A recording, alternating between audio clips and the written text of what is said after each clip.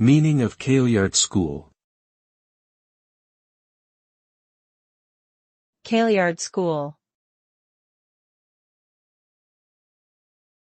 Kaleyard School. Kaleyard School.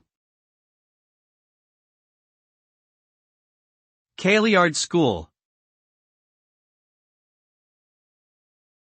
Kaleyard School refers to a literary movement that emerged in Scotland in the late 15th and early 16th centuries.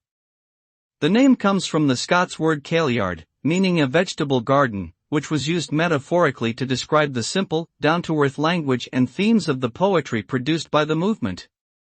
The Kaleyard poets sought to create a distinctly Scottish literary tradition by using the Scots language and drawing on Scottish folklore and traditions. They were influenced by earlier Scottish poets such as Robert Henryson and William Dunbar, as well as by the humanist ideas of the Renaissance. Notable Kaleyard poets include William Dunbar, Robert Henryson, and Gavin Douglas.